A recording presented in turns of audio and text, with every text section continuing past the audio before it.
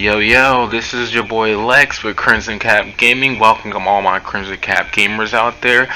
Today we are looking at some of my footage from Vampyr, which is a action RPG game, which is centered around vampires. Enjoy. And we jumping right into the action right here. Right now, I looks like I'm fighting some boss characters. In this one, they're humans, but as you can see, the health bar at the bottom shows a little bit that they're a little bit stronger than regular humans in this game.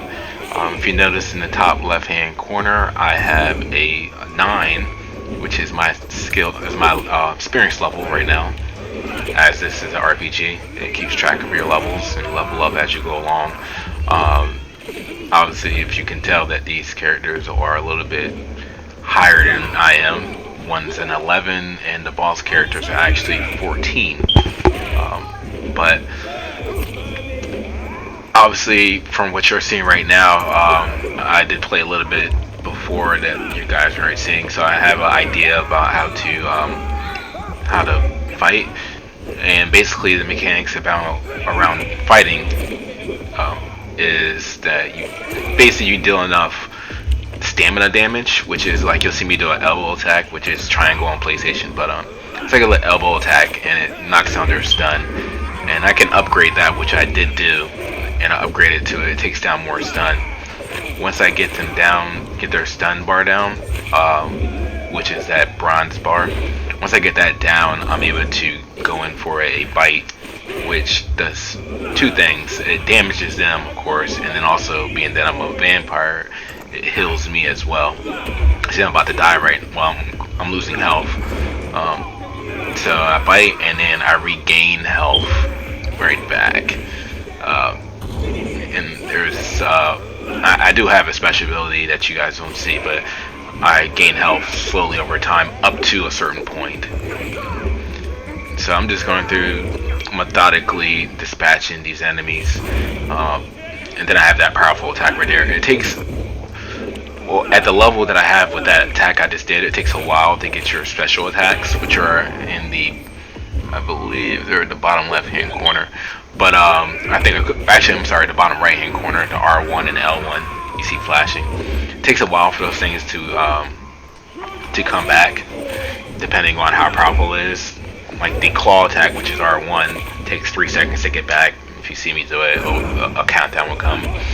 But it's a powerful attack. And you see that elbow attack, being that I upgraded it so much, pretty much 2 hits on a enemy that's close to my level will bring that stamina bar all the way down. And I got, see, look, bam, 1 hit, stamina bar right down. Take a chunk off his health with that. And when I do that, his stamina bar goes back up, which is one of the cool things about this game. Is just, it's not just mashing buttons. You kind of have to, switch between the stake, which is triangle, and the blade, which actually does damage. And then once I get them down enough, their stamina bar down enough, I can bite them and deal some additional damage. It does blood damage on them as well. But you see me, I'm just going through and I'm just avoiding their attacks with my vampire dash speed and taking them out. It seems like I'm doing it pretty easy, but you can die pretty quick in this game if you're not dodging and moving around. Which you see me, I'm moving around pretty quick. Like the hits, if you see me get hit, you'll see my health drop down a lot. You see that? Like right there, I got hit by fire and my health dropped down a lot. So you have to constantly be biting and regaining health, just due to the fact of the level I am. And I'm taking him out, and you see this guy, he's that guy just here right there, he's just a regular person in this fight. I'm gonna take him out, get rid of him, so I can finish this boss off. It's like they're 2 brothers, Vincent and Toby. Is Toby dead? I think Toby's down. Looks like he's dead. Oh, no. Okay, yeah, they're both dead now. Toby is dead, and I just finished the last guy off. Now I just gotta finish off these last 2 enemies. They're not bosses, and they're only level 11, so I can pretty much take them down pretty easily. And I'm just gonna regain some health. One thing you'll notice is that my XP, which is in the top right hand corner, it's not really moving that much with every kill I get. because one of the gameplay mechanics in this game, which I'll mention again a little bit later, is in order to level up faster, you must sacrifice. See, I just killed that guy. I didn't get any XP for that. You only get XP from basically sacrificing people, and that's where the RPG element comes into play, because you have to pick and choose which characters to sacrifice, and depending on what character you pick to sacrifice, it changes the story. It changes it changes how the game goes on. Doesn't necessarily just affect the story in general. It affects actually the environment, the world's change around you. So anyway, right now I am looking to get to the marker that I'm trying to get to, which is the quest marker. So right now I'm trying to find a way to get to that quest marker. This game, I believe, came out in 2017. I could be off with that number. I'm not looking it up right now, but this is one of those free PlayStation Plus games, and I downloaded it. And at this point in time, I forgot what year or month this was. I think this was like last year or the year before. Yeah, this is last year. Last year, I decided to let me go ahead and jump into this game, and I'm glad I did. Because this is actually a great game, underrated game. A lot of people don't really know about this game, so hopefully I'll get this out to more people, and they'll be able to experience some Vampyr. But like I mentioned earlier in the videos, action RPG, action and RPG elements, a lot of RPG elements, and actually there's a good portion of action as well. Right there is just my vampire visions in air quotes. I can see people from a distance. So right now I'm just trying to head to that marker, the Y marker, which is actually I think it's a V that represents Vampyr. But I'm trying to get there. Now right there you see there's Lady Ashbury, and there's a bunch of characters in this game.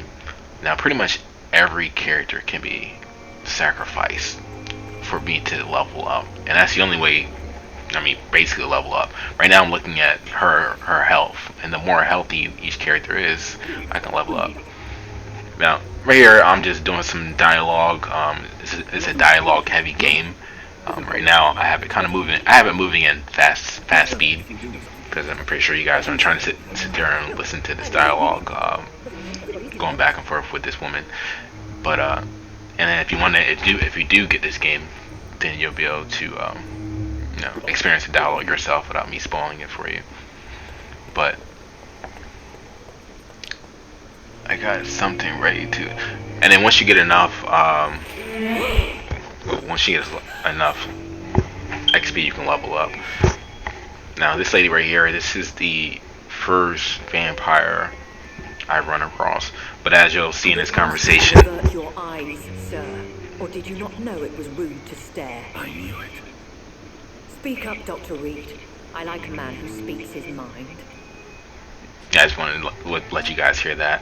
So right now, yeah, I have this conversation moving at fast speed as well. Basically, we're just talking. I'm learning more about her. She's learning more about me. I'm asking questions about vampires. This is pretty still early in the game. So basically, I'm asking questions about what I am, who I am, where I came from, things like that. And the more dialogue, the more talking you do to people, the more dialogue options you open, which then makes the character that you do sacrifice give you more XP. So it behooves you to, talk to everyone, open up every dialogue option you can, get them to the max that you can, as far as all their options, max out all their dialogue options. That way, if you do choose to sacrifice them, you'll get the total amount of XP. Right now we're just having a conversation, me and Lady Ashbury. She's explaining to me about vampires and.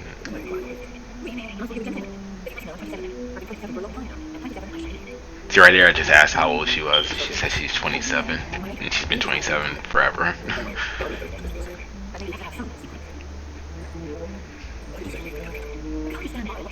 So we're just have a conversation. She early in the game, she saved me from a situation, which is how I got to learn who she was. And I had suspicions about her being a vampire, and then right now I got proof when I walked in on her sucking somebody dry. Pause. See what he just said. He asked was he a vampire, but they're called econs in this universe. Vampires are the term that humans use for people like us or me in this game. But the term that we use in the vampire world is we call ourselves econs, which are people who look real, like humans, and they have vampire abilities. And there's different, and the cool thing about this is there's different layers of vampires. There's upper class and lower class. Like I believe one of the lower class vampires are called skulls, but they're vampires, but they're not vampires in the sake of normal vampires. They look ugly. They really can't blend into society, so they're more of a bottom feeder kind of vampires. So right now I'm asking some questions about London, which this game takes place in Europe around, I want to say, World War I-ish. The plague going on, and everyone's trying to figure out what's going on. People were getting sick, and I'm actually a doctor in this game, and that was my reason for coming here. And then I accidentally get, well, I don't know if it's an accident. Well, I do know, but I'm not going to spoil it. At some point in time, I get changed into a vampire for a particular reason or not.